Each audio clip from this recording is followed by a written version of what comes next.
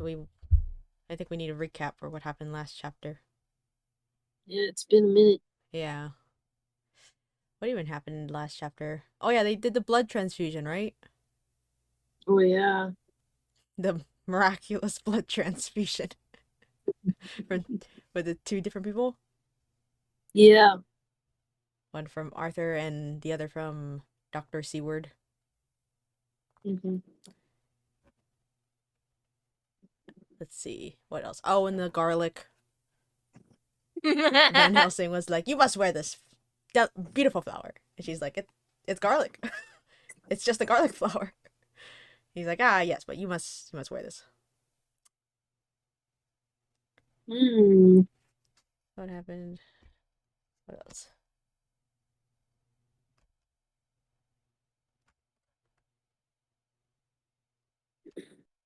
Oh yeah, you don't open the window, don't open the door. And Van Helsing is literally just covering the entire room with garlic.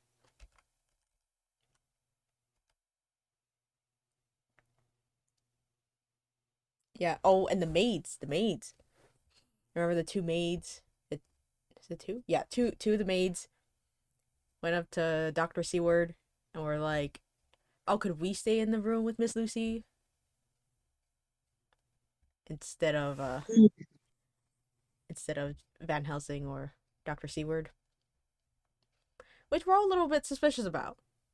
Yeah. We're all a little bit suspicious about. Considering that they didn't ask the first time, but they did ask the second time. It's like, well, if you're really concerned, shouldn't you have asked this the first time Right. when Dr. Seward was in her room? It was just the two of them. Mm-hmm. Hmm. They're vampires. Everyone's They a vampire. definitely. I will be Right, surprised right. if Lucy does not die. Honestly, like the amount of times that she's been sucked dry, like third time's the charm, man. Like she's gonna die, right? Surely. I mean, I don't want her to die, but Yeah. it's looking grim. It's not looking good Poor for her. Lucy. Okay. I believe this is your chapter to read. Okay, let's see. Hmm.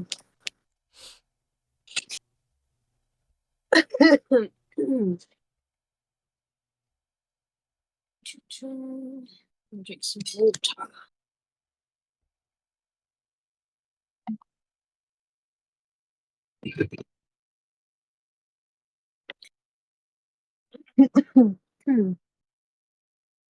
Chapter 11. Lucy Westenra's Diary. September 12th. How good they all are to me. I quite love that dear Dr. Van Helsing. I wonder why he was so anxious about these flowers. He positively frightened me. He was so fierce, and yet he must have been right. For I feel, oh jeez, sorry to happen. And yet he must have been right, for I feel comfort from them already. Somehow I do not dread being alone tonight, and I can go to sleep without fear. I shall not mind any flapping outside the window. Oh, the terrible struggle that I have had against sleep so often of late. The pain of the sleeplessness. Why, I got stuck on that word. The pain of the sleeplessness. The pain of the sleeplessness, or the pain of the fear of sleep, were such unknown horrors as it has for me. How blessed are some people, whose lives have no fears, no dreads, to whom sleep is a blessing that comes nightly, and brings nothing but sweet dreams. Well, here I am tonight, hoping for sleep, and lying like Ophelia in the play, with virgin crowns and maiden shrew. I have never liked garlic before, but tonight it is delightful. There is peace in its smell. I feel sleep coming already. Good night, everybody. From Dr. Seward's diary. September 13th. Called at the Berkeley and found Van Helsing as usual, up to time. Carriage ordered from the hotel was waiting. The professor took his bag, which he always brings with him now. Let all be put down exactly. Van Helsing and I arrived at Hillingham at 8 o'clock. It was a lovely morning. The bright sunshine and all the fresh feeling of early autumn seemed like the completion of nature's annual work. The leaves were turning to all kinds of beautiful colors, but had not yet begun to drop from the trees. When we entered, we met Mrs. Westerner coming out of the morning room. She is always an early riser. She greeted us warmly and said, "You will be glad to know that Lucy is better. The dear child is still asleep." I looked into her room and saw her, but did not go in, lest I should not disturb her. The professor smiled and looked quite jubilant. He rubbed his hands together and said, "Aha! I thought I had diagnosed the case. My treatment is working." To which she answered, "You must not take all the credit to yourself, doctor. Lucy's state this morning is due in part to me." "How do you mean, madam?" asked the professor. "Well, I was anxious about the dear child in the night, and went into her room. She was sleeping soundly, so soundly that even my coming did not wake her. But the room was awfully stuffy. There were a lot of those horrible strong-smelling flowers about everywhere, and she had actually a bunch of them around her neck. I feared that the heavy odor would be what. Oh my God, no, Auntie, no!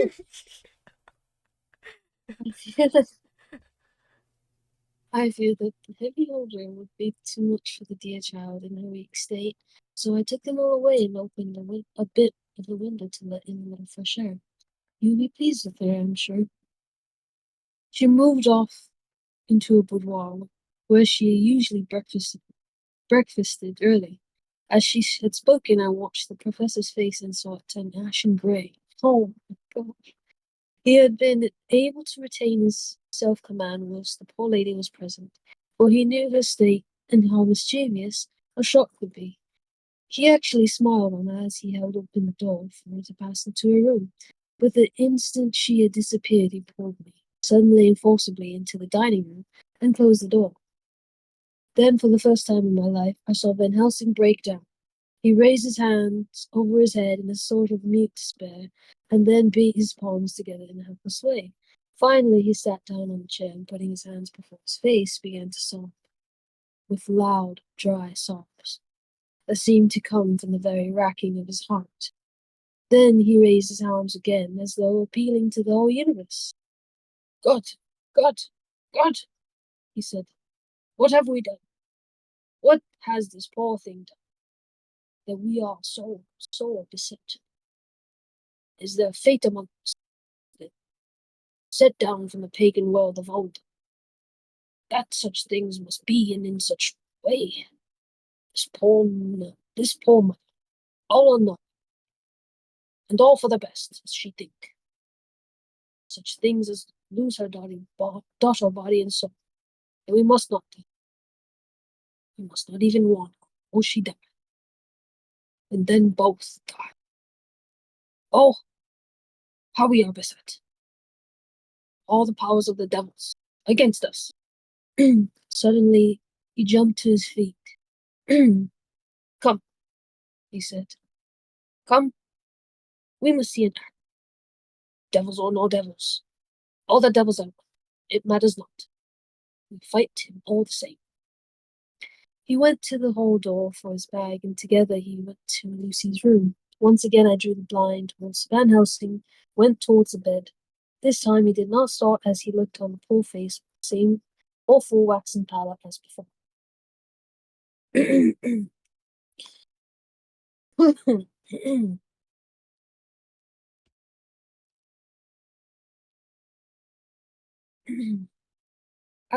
As I expected, he murmured, with a hissing inspiration his which meant so much.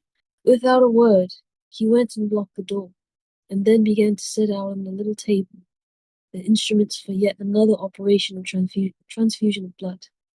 I had long ago recognized the necessity, and began to take off my coat, but he stopped me with a warning hand. "No," he said. "Today you must operate. I shall provide. You are weakened already."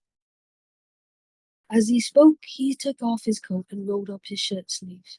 Again the operation, again the narcotic, again some return of color to the ashy cheeks, the regular breathing of healthy sleep. This time I watched Wills. Van Helsing recruited himself and rested. Presently he took an opportunity of telling Mrs. Westenra that she must not remove anything from Lucy's room without consulting him, that the flowers were of medicinal value, and that the breathing of their origin was part of the system of cure. Then he took over the care of the case himself, saying that he would watch this night and the next and would send me word when to come. After another hour Lucy waked from her bed, fresh and bright, and seemingly not much the worse for her terrible ordeal. What does it all mean? I am beginning to wonder if my long habit of life amongst the insane is beginning to tell upon my brain. Lucy Western resigned. September 17th. 4 days and nights of peace. I am getting so strong again that I hardly know myself. It is as if I had passed through some long nightmare, and had just awakened to see the beautiful sunshine and feel the fresh air of the morning. I have dim half remembrance of long anxious times of waiting, and fearing darkness in which there was not even the pain of hope to make present distress of more poignant, and then long spells of oblivion, and the rising back to life as a diver coming up through a great press of water. Since, however, Dr. Van Helsing has been with me, all this bad timing seems to have passed away. Bad dreaming. Noise. Oh god. So, all this bad dreaming. What did I say? He said timing. Oh. All this bad all this bad dreaming seems to have passed away. The noises that used to frighten me out of my wits, flapping against the windows, the distant voices which seemed so close to me, the harsh sounds that came from I know not where, and commanded me to do I know not what. I have ceased. I go to bed now without any fear of sleep. I do not even try to keep awake. I have grown quite fond of the garlic, and the boxful arrives for me every day from home. Tonight Dr. Van Helsing is going away, as he has to be for a day in Amsterdam, but I need not be watched. I am well enough to be left alone. Thank God for mother's sake, and dear Arthur's, for all our friends who have been so kind. I shall not even feel the change for last night. Dr. Van Helsing slept in his chair a lot of the time.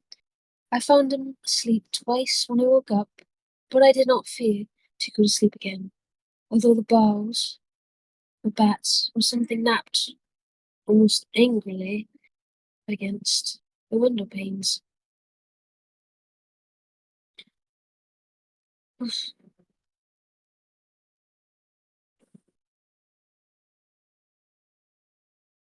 That's crazy. Do No, you it's... want me to read the next part? Oh no, I got it. Okay. What is that? The auntie is just so crazy. Well, it's their own damn fault for not telling her. True. Because listen, if you went into a room filled with garlic, you'd be like, Yeah. oh man, what the heck? But like, they weren't supposed to go in there. Right. I don't even know if they told the mother. I don't remember. Oh yeah. They kept her out of the loop a lot. Yeah. I think So, they just kind of ignored her. right. They're just like, ah, don't worry. She's fine. you know, Aye. she's fine. We're just giving her medication. And she's just like, oh, okay. Goes into her room. And if they did tell her, she probably forgot. Ay, ay, ay.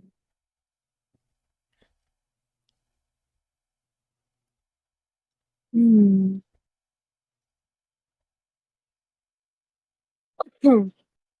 Pall Mall Gazette, September 18th. Escape. Perilous adventure of our interviewer. Interview with the keeper in the zoological gardens. After many inquiries and almost as many refusals, and perpetually using the words Pall Mall Gazette as a sort of talisman, I managed to find the keeper of the section of the zoological zoological gardens in which the wolf department is included. Thomas Builder lives in one of the cottages in the enclosures behind. There's a man that lives in a cottage behind an elephant house. Are you okay? Am I reading this right? Yeah, Thomas Builder lives in one of the cottages in the enclosure behind the elephant house. Oh, wait, hold on. I see it. Yeah, Thomas Builder lives in one of the cottages in the enclosure behind the elephant house. Yeah, you got it. Wow. That's That's crazy. that is crazy. Very nonchalant. Yeah, like, oh yeah, I just live behind the elephants. He's like, oh, you see the giraffes, the elephants? Yeah, that's where I'm at. Yeah, that's the neighborhood. Elephant Lane. Oh gosh. Elephant Lane, that's cute. Thomas Builder lives in one of the cottages. Sorry. Kind of just jumped right in. Thomas Builder lives in one of the cottages in the enclosure behind the elephant house, and was just sitting down to his tea when I found him. Thomas and his wife are hospitable folk. Hospitable. Yes. Ah, I love it when people are hospitable. Pityingly hospitable. I think I need to read that sentence again. Thomas and his wife are hospitable folk, elderly and without children. And if the specimen I enjoyed. I feel like there's something wrong with that sentence, but I know there isn't. And if the specimen I enjoyed of their oh God. Oh, God. It's a rough one. This is a rough one. Goodness. And if the specimen I enjoyed of their hospitality be of the average kind, their lives must be pretty comfortable. The keeper would not enter on what he called business until the supper was over, and we were all satisfied. Then when the table was cleared and he had lit his pipe, he said, "Now, sir, you can go on. Ask me what you want. Can you read that You again? excuse." Kind of Oh God. like cut out in the middle of the sentence. Oh no. Okay, let me change my Discord.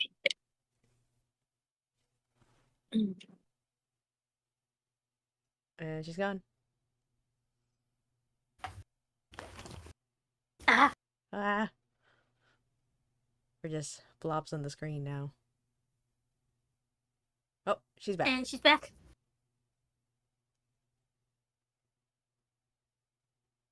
And Oh. oh Lord. Oh.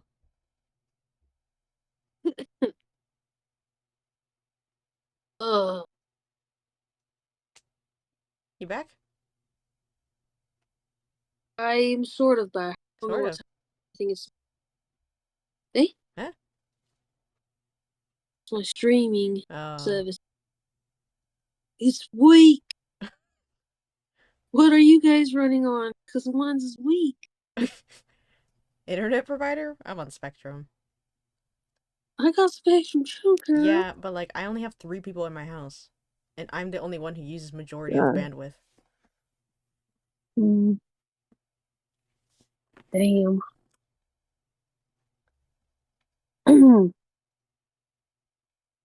How should I do this voice?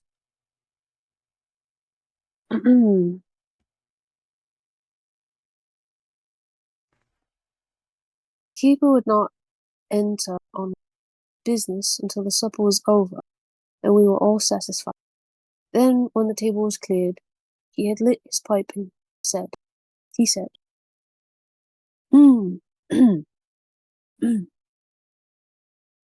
No, sir, you can go on and on, me what you want. You'll excuse me, refusing to talk. Professional subjects are for meals. I gives Why are you reading it so slowly? Because I almost messed up on the word. I was like, am I reading that right? Professional. You'll excuse me refusing to talk professional subjects for me. I gives the wool country for me. I gives the wolves and the jackals in the hyenas and all sections. He's a southern.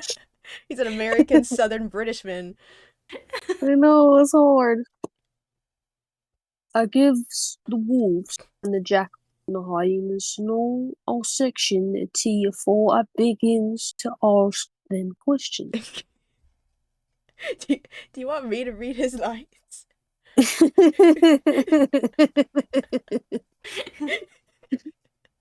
I'm kind of enjoying it, but if it's...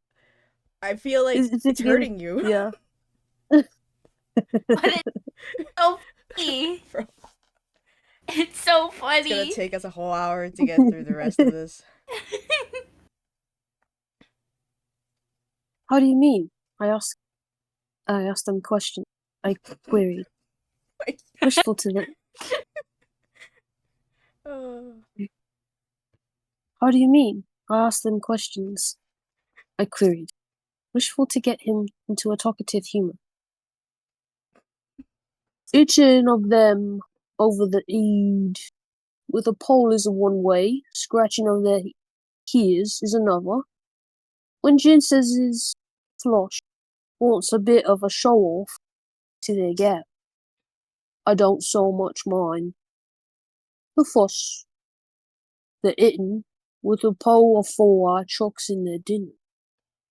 I waits till they've had their sherry and coffee, so to speak, before I tried, with the ear scratching, mind you, he added philosophically.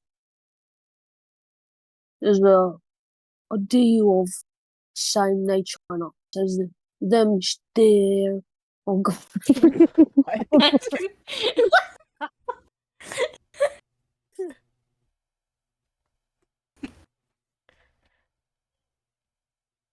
I would have thought you had this down. You read the other one so well. That one wasn't even English.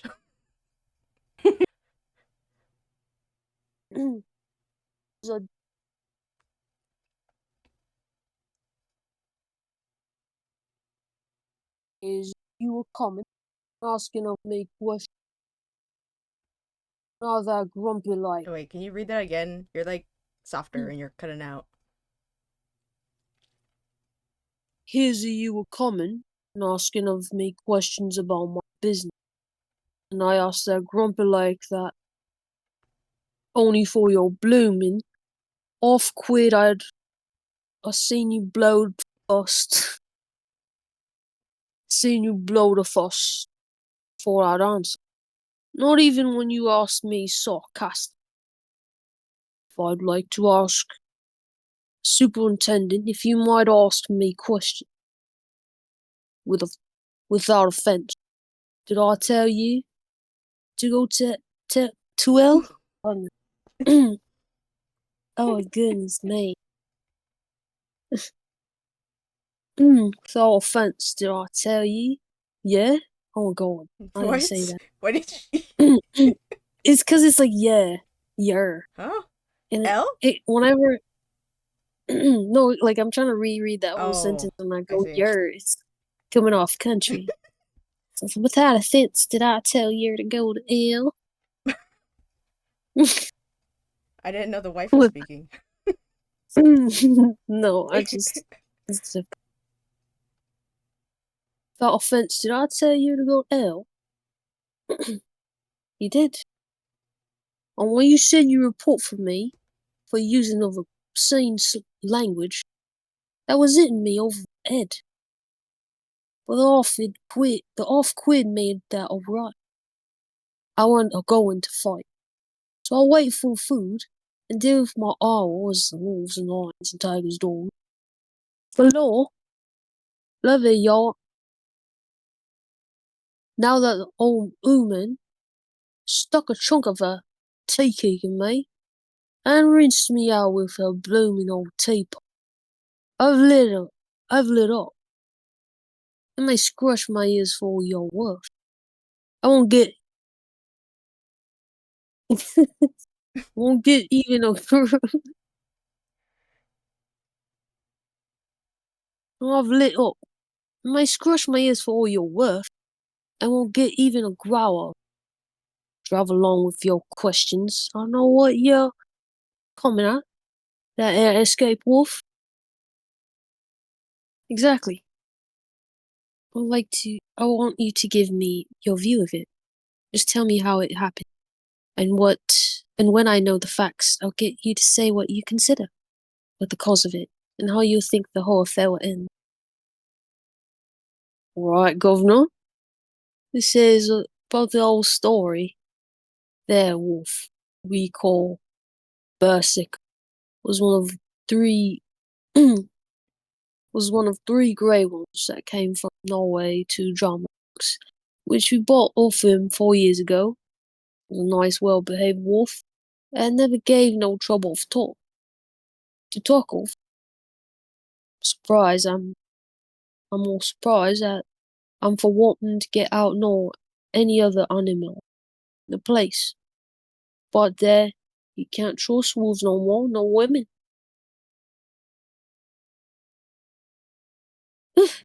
Don't you mind him, sir, broke in Mrs. Tom with a cheery laugh. He's got minding the animals so long that blessed if he ain't like an old wolf himself.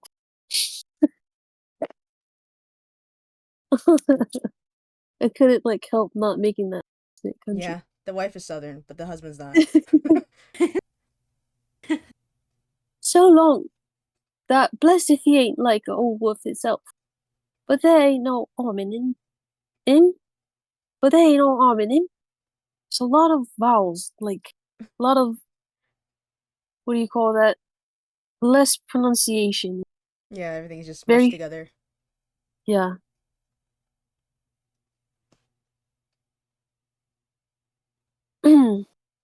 Well, sir, it was about 2 hours fading yesterday when I first hear my disturbance. I was making up a little monkey house for a young puma which is ill. But when I heard the yelping and howling, I came, I came, What are you? I came away straight. It was a berserker tearing like a mad thing at bars, as Berserker? if he wants to get berserker. Yeah, he said berserker, like the Oh, class. berserker tearing like a mad thing at bars, as if he wants to get out. There wasn't much people about today, and close at hand was only a man, a tall, thin chap with a hook nose and a pointed beard, with a few white hairs running through it. He had an odd, cold look and red eyes. I took a sort of mislike to him, for it seemed as if it was him, as they as they was irritated. He had white kid gloves on his hand. And he pointed out the animals to me and says, Keeper, these wolves seem upset. Maybe it's you, says I, for I didn't like the airs as he gave himself.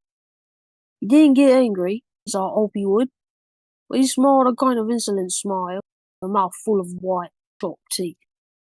Oh no, they wouldn't like me, he says. Oh yes, they would, says I imitating of him. They always like a bone or two to clean their teeth up about tea time, which you has a bag for.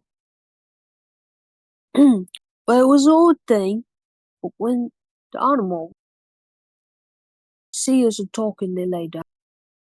And when I went over to Berserker, he let me stroke his ears same as ever. That there man came over and blessed, but if he didn't put in his hand and stroke the old wolf's ears too. Take care, says I. Berserker's quick. Never mind, he says, I'm used to him. Are you in the business yourself? I says, taking off my hat. For a man who trades in wolves, answered Terry, is a good friend to keep it. No, says he, not exactly in the business, but I have made pets, several. And with that, this, and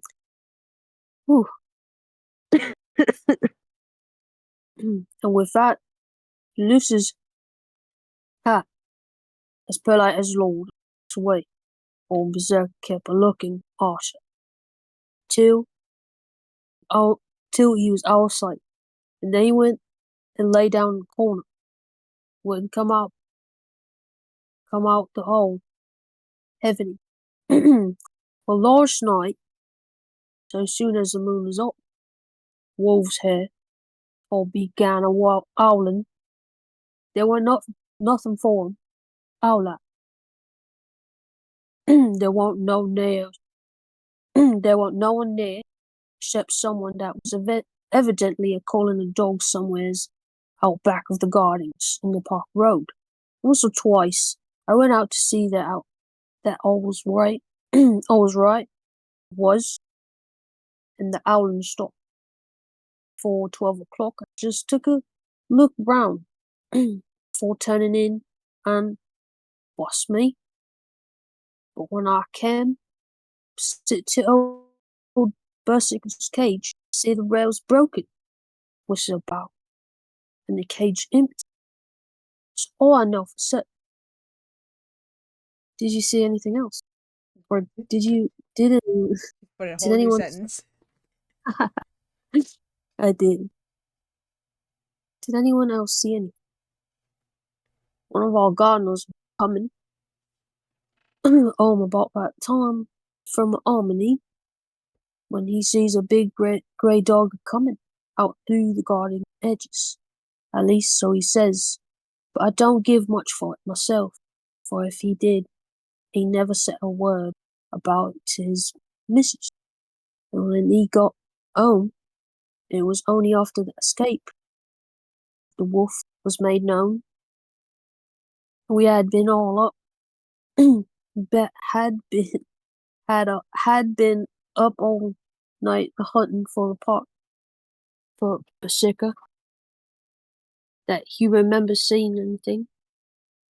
My own belief was that Harmony Yard got into his head. Now, Mr. Builder, can you account in any way for the escape of the wolf? Well, sir, he said, with a suspicion sort of modesty. Think I can. I don't know as how you'll be satisfied with the theory. Certainly I shall. For a man like you, who knows the animals from experience, can't hazard a good guess at any rate, who's even to try? Well, then, sir, I account for it this seems to me wolf escaped, simply because he went out. From the hearty way that both Thomas and his wife laughed, I could see that it had done service before. and that the whole explanation was simply an elaborate setup. Couldn't cope in the badinage with the worthy Thomas, but I thought I knew a surer way to his heart, so I said, "Now, Mr. Builder, we'll consider that first half sovereign worked, and this brother of his is waiting to be claimed. When you've told me what you think will happen." "Right, y'all, sir," he said briskly. "You'll excuse me, I know for traffic, but the old woman here winked at me, which was as much as telling me to go on." "Well, I never," said the old lady. "My opinion is this, that Airwolf is aided of somewheres. Gardner, didn't remember, said he was a galloping off well faster than horse could go, but I don't believe him, for you see, sir, wolves don't gallop no more. No dogs does. They not being built that way. Wolves is fine, things in the sword book, and I just say, when they gets in a pack, and does be shoving something, that's more feared than they is. They can make a devil of noise, chop it up. Whatever it is, the Lord bless you. In real life, a wolf is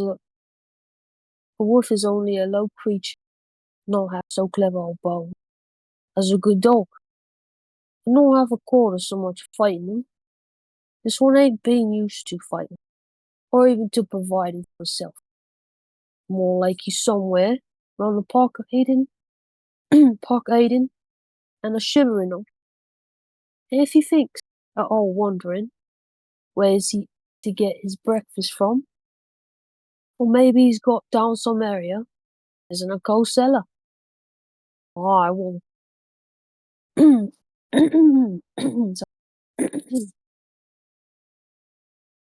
My eye won't some cook get a rum start when she sees his green eyes a shining at her of a dark. If he can't get food, he's bound to look for it, mayhap. He may chance to light on a butcher's shop. If he doesn't, some nursemaid goes a walking off with a shoulder leaving of the infant. And the perambulator, well, that I shouldn't be surprised if the senses one. If the senses is one baby the less. A soul. I was handing him half sovereign when something came bobbing against the window, and Mr. Builder's face doubled its natural length with surprise. "God bless me," he said. "There ain't old Bersick gone back by himself." He went to the door and opened it. The most unnecessary proceeding, it seemed to me. I have always thought that a wild animal never looks so well as when some obstacle of pronounced durability is between us. A personal experience has intensified rather than diminished the idea. After all, however, there is nothing like custom, for neither Builder nor his wife thought any more of the wolf than I should of a dog. The animal itself was as peaceful and well behaved as that father of the picture wolves. Red Riding Hood's quondam friend, whilst moving her confident masquerade. The whole scene was an unutterable mixture of comedy and pathos. The wicked wolf that for half a day had paralyzed London and set all the children in the town shivering in their shoes, was there in a sort of penitent mood, and was received and petted like a sort of vulpine prodigal son. Old Builder examined him all over with most tender solicitude, and when he had finished with his penance, said,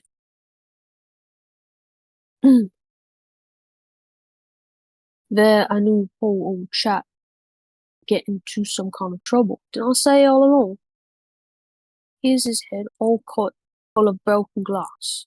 He's been getting over some blooming wall of God. blooming wall of It's a shame. People are allowed to top the walls with broken bottle. This is what comes of it. Come along, Berserker. Took the wolf and locked him up in the cage. The piece of meat that satisfied, in a quantity at any rate, the elementary conditions of the fatted calf, and went off to report. I came off too, to report the only exclusive information that is given regarding the strange escapade at the zoo. I'm so sorry, y'all. Hmm? And I stumbled. Oh. It's okay. It's Stumbling. not the first time. And it won't be It the won't- last. Well, definitely won't be the last. Dr. Seward's diary. September 17th. I was engaged after dinner in my study, posting up my books, which to the press of other work, and the many visits to Lucy, had fallen sadly into arrear. Suddenly the door was burst open, and rushed my patient, his face distorted with passion. I was thunderstruck. Such thing as a patient getting of his own accord into the superintendent's study. Oh goodness, this is such a long sentence. I was thunderstruck. For such a thing as a patient of getting his own accord into the superintendent's study is almost unknown. Without an instant's pause, he made straight at me. He had a dinner knife in his hand, and as I saw he was dangerous. Tried to keep the table between us. He was too quick, too strong for me. However, for before I could get my balance, he had struck at me, cut my left wrist rather severely. Before he could strike again, however, I got in my right, and he was sprawling on his back on the floor. The wrist bled freely. Quite a little pool trickled into the collar. Saw that my friend was not intent for the effort, and the clock,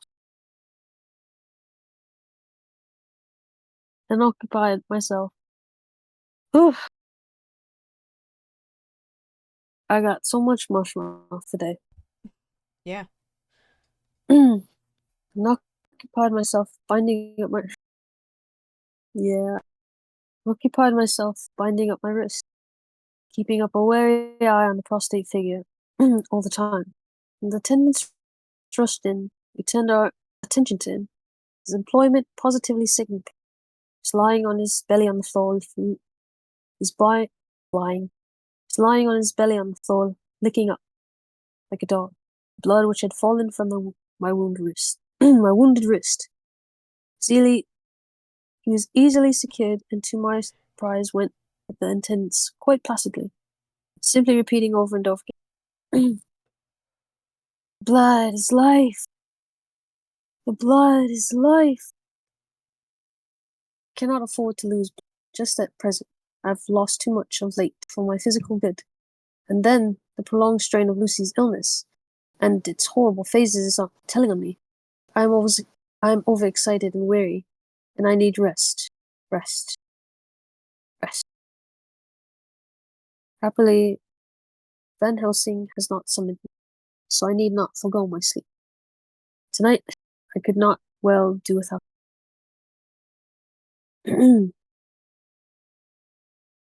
Telegram. Van Helsing, Antwerp, to Seward Carfax. Sent to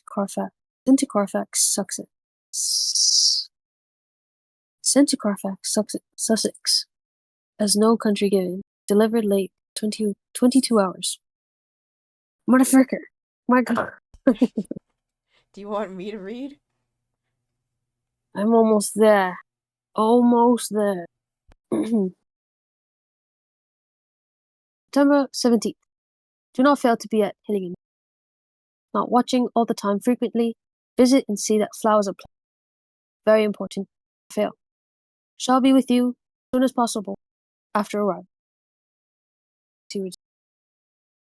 September 18th. Just off for train to London. The arrival of Van Helsing's telegram filled me with dismay. A whole night lost. I know, bitter.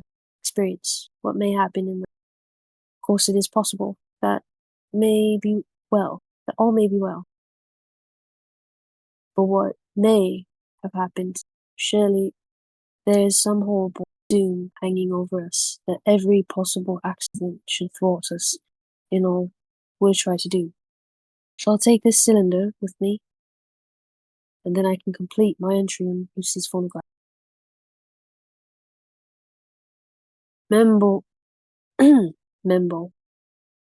Memorandum left by Lucy Western. September 17th, night. I write this and leave it to be seen, so that no one may, by any chance, get into trouble through me. This is an exact record of what took place tonight. I feel I am dying weak and have barely strength, but it must be done if I die in the doing. I went to bed as usual, taking care that the flowers were placed as Dr. Van Helsing directed, and soon fell asleep. I was waked by the flapping at the window, which had begun after that sleepwalking on the cliff at Whitby when Mina saved me, and which I know so well. I was not afraid, but I did not wish that Dr. Seward was in the next room, as Dr. Van Helsing said he would be, so that I might have called him. I tried to go to sleep, not. Then there came to me the old fear of sleep, and I determined to keep awake. Perversely, sleep would try to, and I did not want it. So, as I feared to be alone, I opened my door and called out, "Is there anyone there?" There was no answer. I was afraid to wake Mother, so closed my door again. Then outside in the shrubbery, I heard a sort of howl like a dog, but more fierce and deeper. I went to the window and looked out, but could see nothing, except a bat, which had evidently been buffeting its wings against the window.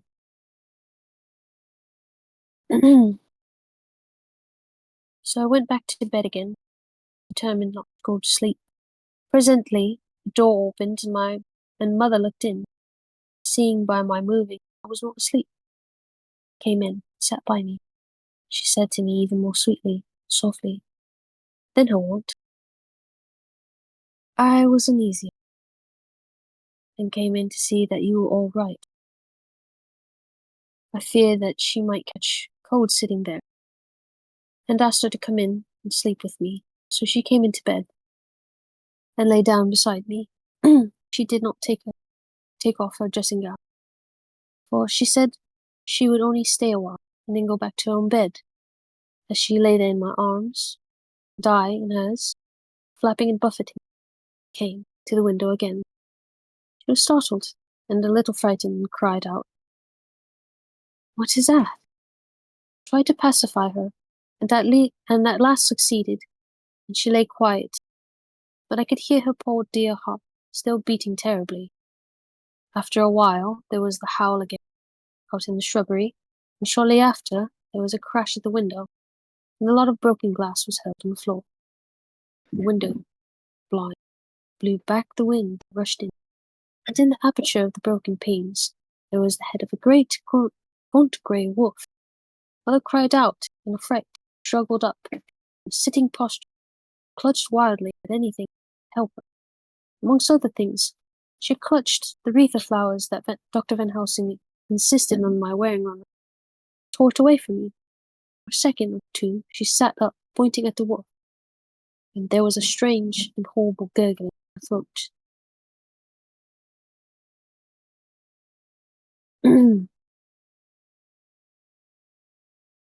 Then she fell over, as if struck with lightning, and her head hit my forehead and made me dizzy for a moment or two. The room and all around seemed to spin around. I kept my eyes fixed on the window. The wolf drew back his neck, and a whole myriad of little specks seemed to come blowing in through the broken window and wheeling and circling round the pillar of dust that travellers describe when there is a simoon in the desert. I tried to stir, but there was some spell upon me, and dear Mother's poor body seemed to grow cold already. for her dear heart had ceased to beat, weighed me down, and I remembered no more for a while. The time did not seem long, but very, very awful. Till I recovered consciousness again, somewhere near a passing bell was tolling. Dogs all round the neighborhood were howling, and in our shrubbery, seemingly just outside, a nightingale was singing. I was dazed, stupid, pain, and terror, and weakness. The sound of the nightingale seemed like the voice of my dead mother come back to comfort me. The sounds seemed to have awakened the maids too, for I hear their bare feet pattering outside my door. I called to them. They came in, and they saw what had, and when they saw what had happened, what it was that lay over me on the bed, I screamed out. The wind rushed in through the broken window, and the door slammed to. I lifted the body of my dear mother and laid her, covered up with a sheet, on the bed after I had got up. They were all so frightened and nervous that I directed them to go to the dining room and have each a glass of wine. The door flew open for an instant and closed again. The maid shrieked and then went in a body to the dining room, and I laid what flowers I had on my dear dead mother's breast. When they were there, I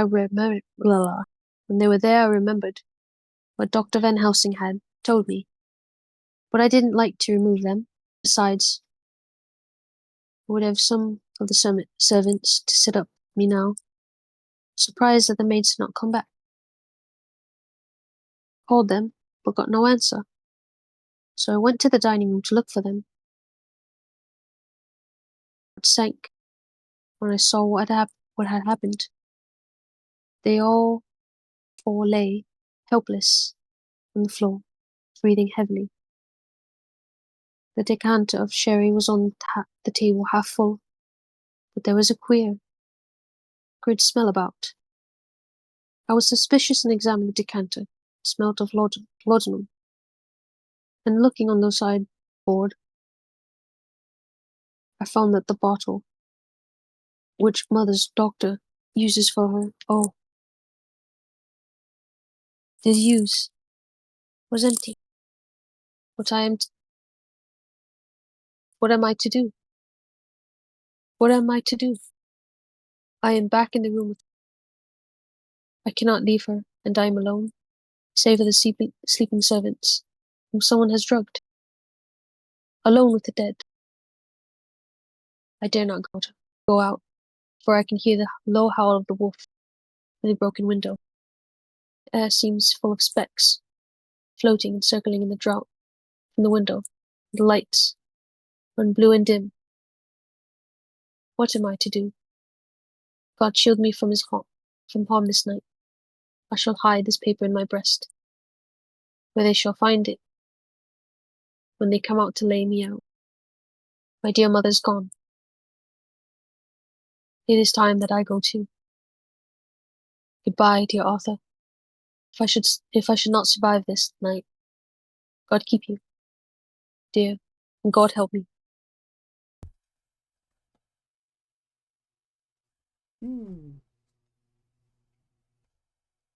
Everyone's dying.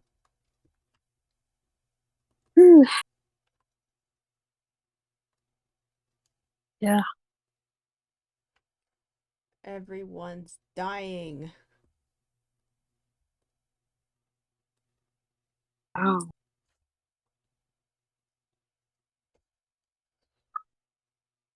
That's some crazy shit.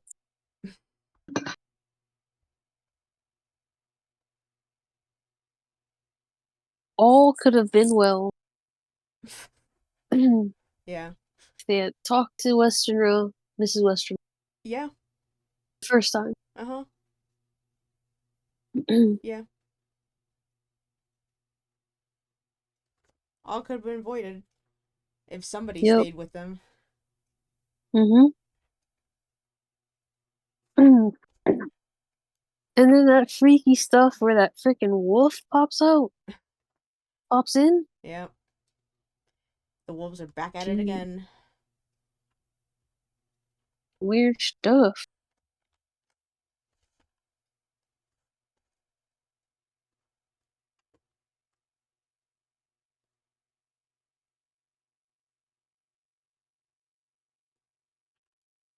How do you guys feel about this chapter? I feel like we should have seen it coming. Mm. You know, like we should have. In retrospect, we probably should have seen this coming. The mom wasn't present in the last chapter as much, Mm-hmm. so of course she had to go on and cause some trouble, huh? Unfortunately. Yeah. Now they're all gonna die. Well, okay. I can assume that the maids are gonna be okay, maybe. The mom's dead. Yeah. 100%. Mm-hmm. Ain't no getting around that. Mm-hmm. Lucy, I don't know. I don't know.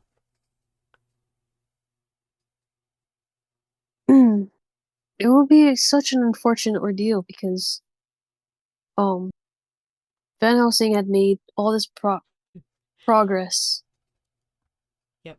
and yeah, Just undone. all this shit kept happening. Yep. And he's like, I finally got it. Garlic. Go ahead. Garlic everywhere.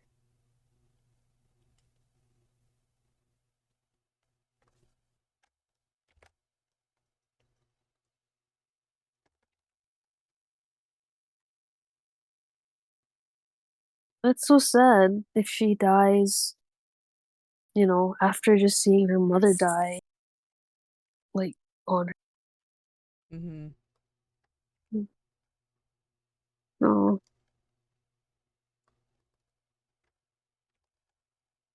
What do you think is next? She can't die Why? next chapter. Not yet. How come? Because we're not even halfway I was through the about book. to say that. I was about to say that because we're not even halfway through the Mm, book, and this is too early for a death. Other mm, stuff's gotta happen. They need to space out the deaths. Yeah. mhm. She's too significant to Mina. Shit needs to happen first. Yeah. Mm.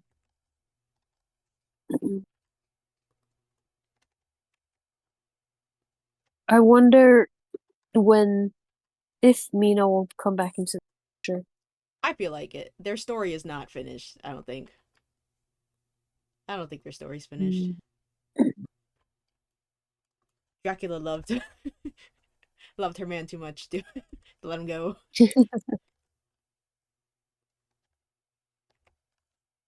Poor, poor Jonathan. Jeez. Yeah, yeah. Poor guy. Little Mhm. did he know he attracted a vampire. Yeah. I wonder if like vampires are well known in the setting, or if it's Mm. just like only certain towns know about them. I feel like it's. Mm.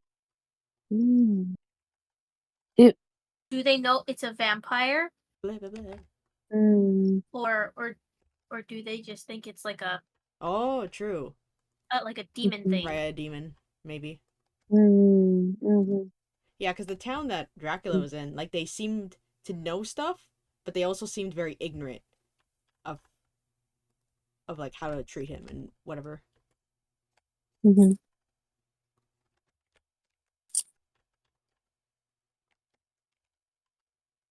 Hmm. Who knows? I don't think the term vampire has come up yet, right? No. Nope. Ooh, I think it's gonna be a big reveal later. Yeah. He's a vampire. Blah, What is blah, that? blah. Did you? Oh, there's an old I think it was Jimmy Kimmel. Like they made fun of Twilight. He's like, call me what I am. He's a vampire.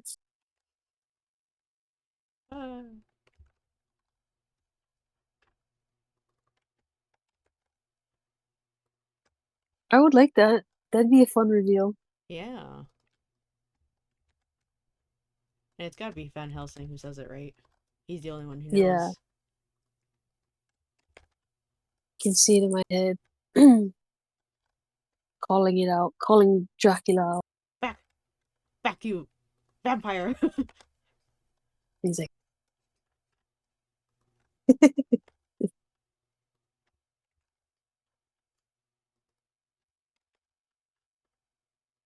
oh my gosh.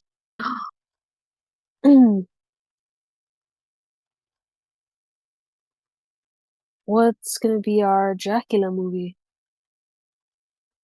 I don't There's know.